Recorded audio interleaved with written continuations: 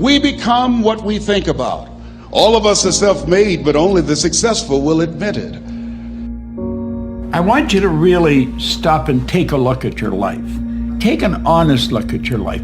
We have actually been conditioned to kid with ourselves, to lie to ourselves, to not really take an honest look at the results we're getting. I want you to take a real honest look at your results.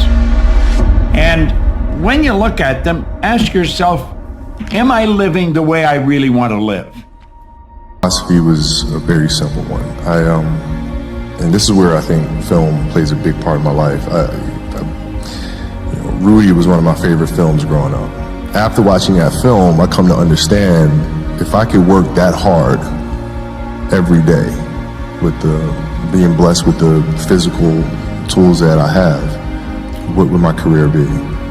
And I made a promise to myself from that day that I was going to work that hard every single day so that when I do retire, I have no regrets. And that was the most important thing for me, is to leave no stone unturned, get better every single day.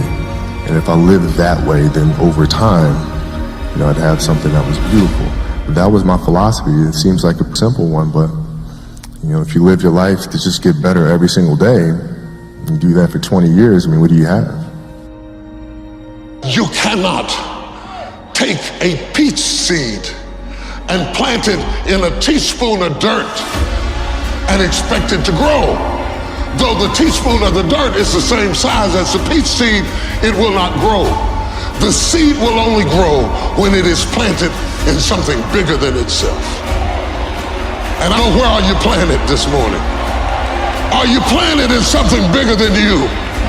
Or have you always been planted in teacups, surrounded by little dirt, little resources, small-minded people, narrow, limited places that never let you stretch to reach your capacity? Sometimes you gotta go where the corn is.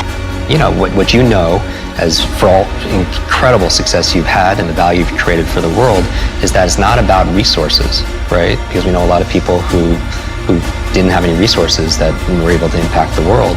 It's about our internal resources. And what I'm saying is optimizing our environment, optimizing our behaviors, our capabilities, our beliefs and our values, and our identity, right? At the highest level, our identity, because you can't just change your belief or your values or your behavior even if you don't believe you're that kind of person.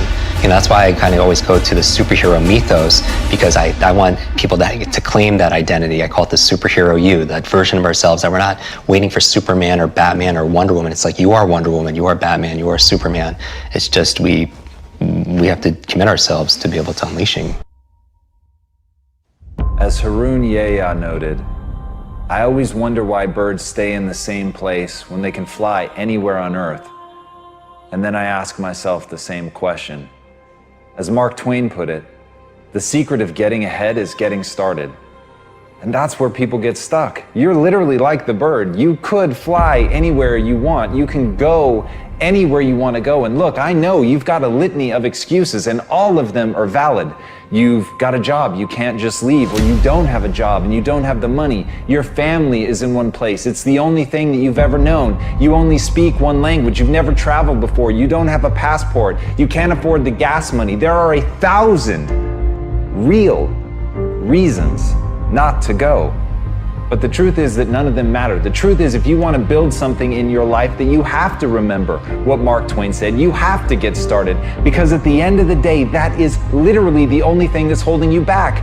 You're not moving. And once you get the simplicity of that, once you understand that you could act right now, you could say f all the excuses. You could stop making them. You could stop giving into them, no matter how valid they are, no matter how real they may seem. You can finally decide that you're going to get up and move, that you're going to create that momentum, that you're going to take a step, that you're going to make the demand, that you create momentum, that you get something done, that you find an answer, or as Hannibal said, that you're going to find a way or make one. If you have to carve through fucking rock, do it, because humans before you have done it. And that's the simple truth. That is the simple fucking truth.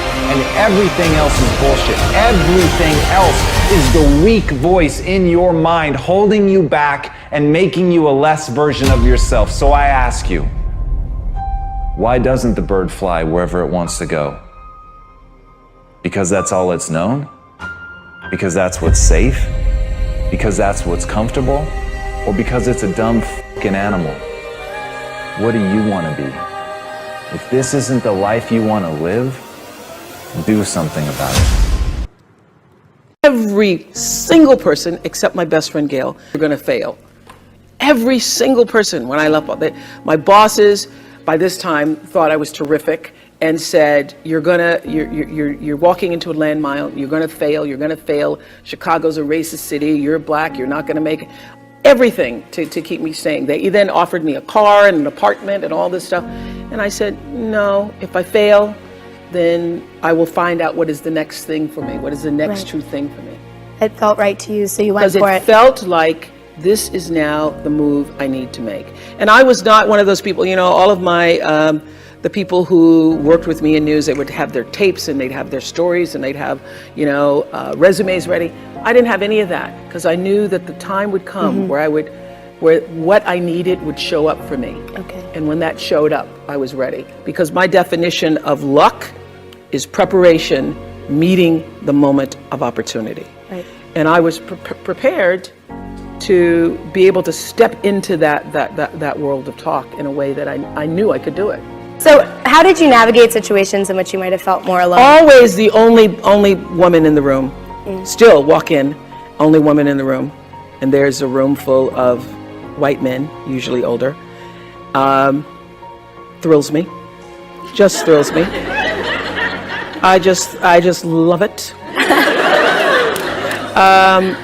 Usually the only black person in the room. Also, never really concerned me because I don't look at people through color. I didn't get to be where I am and who I am by looking at the color of people's skin. I really, literally took Martin Luther King at his word and understand that the content of a person's character and refuse to let anybody else do that to me. So I love it, just love it. And there's a wonderful phrase by Maya Angelou from a poem that she wrote called To Our Grandmothers, that she says, when I come as one, but I stand as 10,000. So when I walk into a room, and particularly before I have something really challenging to do, or I'm going to be in a circumstance where I feel I'm going to be, you know, up against some difficulties, I will literally sit and I will call on that 10,000. I will call on the ancestors. I will call on those people who've come before me. I will call on the women who forged a path that I might be able to sit in the room with all of those white men and love it so much. I call on that because I know that my being where I am, and first of all, being who I am and where I am, didn't come just out of myself, that I come from a heritage. And so I own that and I step into that room, not just as myself, but I bring all of that energy with me. So it has never been an issue for me, except when I was, I think, 23, still working in Baltimore. I'd gone to my boss and said that the guy who was working with me, my co-host on the People Are Talking show, was making more money than I. And we were co-hosts. So I went to my boss and I said, this is in 1970, so I was older than 23. It was 1979, 80. And I said, I just would like to, you know how intimidating it is to go to the boss in the first place, but I'm gonna go and I'm gonna stand up for myself. And I said, Richard's making more money than I am, and I don't think that's fair because we're doing the same job. We sit in the same show, we do the same. And my general manager said, why should you make as much money as he? And I said, because we're doing the same job. And he said, but he has children. Do you have children? And I said, no. He said, well, he has to pay for college educations. He owns his own home. Do you own your home? I said, no. He said, he has a mortgage to pay. He has insurance. Do you have that? No. So tell me, why do you need the same amount of money? And I said, thank you for your time. And I left. I didn't complain about it. I didn't file a suit about it. I knew that in that moment, it was time for me to go. And that I started the process for myself of preparing myself for, you will not be here long. You are not going to be able to get what you need. I had a boss at the time who was African American and had just been, for the first time, made an assistant news director and was drunk with power, and felt it I think he woke up in the morning thinking of things he could do to harass me. I decided not to file a suit against it because I knew at the time I would lose, Right. that no good would come of it, that I would be blackballed in television, that it would turn into a major thing, and I knew I didn't have long to stay there. I had a vision for what the future was, even though I couldn't place exactly where my future would be. I knew who held the future, because I am really guided by a force that's bigger than myself. I know that my being here on the planet is not just of my own making. So you use that as momentum to just leave, cut your losses, and No, go. I filed it away. I go, Yeah. there will come a time. It's gonna come back. Yeah, you were right. I think you were right. I will be sitting in the same room, and it happened like in the late 90s. I had the Oprah show, and I ran into that guy. Lord Jesus, thank you. Oh my God. Oh, one of the sweetest moments I've ever had.